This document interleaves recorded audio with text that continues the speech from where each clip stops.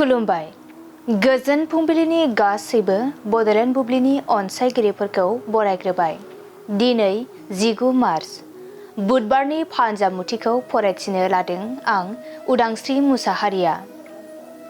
फानजामुथिनि गिबियाव दं मेष राशि।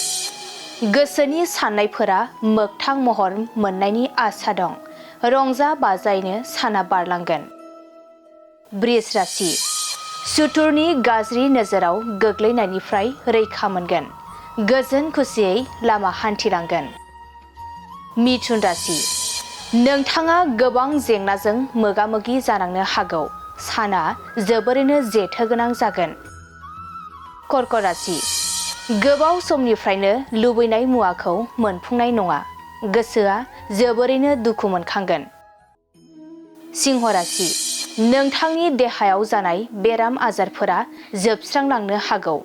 गोसोखौ गोजोन मोनगोन। कन्या राशि। रांखावरिनि आंखालाव गोबां जिंगा सिनांनो हागौ। उन दाहाजोंनो साना बारलांगोन।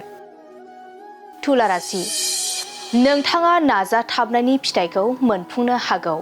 नखराव बयनिबो रंजानाय फैगोन। वृश्चिक राशि। बुजिलायैयावनो हरखाब गावनि आंगोजों नागारना थांजागोन। गोबां दुखु दाहा सहायनांगोन। धनु राशि। आद्रा जानानै थानाय खामानिया जाफुंगोन। नोंथांनि गोसोआ खुसिजों साग्लोबसारगोन। मकर राशि। गोनांथार खामानिनि थाखाय गोजान लामा दावबायनांनो हागौ। देहाखौ जोबोरैनो मेंखांनाय मोनगोन। कुम्भ राशि। हरखाब खैफोदाव गोग्लैनायनिफ्राय रैखा मोननो हागौ। गोदान मिजिं लाना आगान सुरलांनो हागोन। मीन राशि। फिसा बाथ्राखौ लानानैनो सोरजोंबा नांलायलायनो हागौ। बुजिलायैयावनो सोमोन्दोआ गावस्रालायगोन। दिनै सानसेनि राशि फरायथिनायाबो एसेनोसै।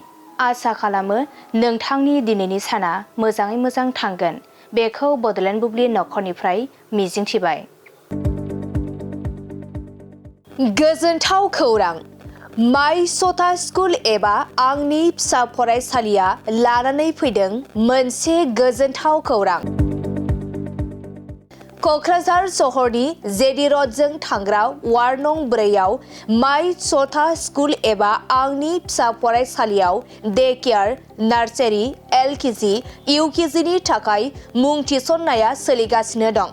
बे माय सथा स्कुल एबा आंनि फिसा फरायसालियाव फरायसा फरायसुलिफोरनि थाखाय गोबां सुबिदाफोर। अब्ला नोंथाङा माखौथो नायबाय थाखो? नैबे माय सथा स्कुलाव नोंथाङा नोंथांनि उन्दै गथ'साफोरखौ मुं थिसननो थाखाय साखाफारा जादो।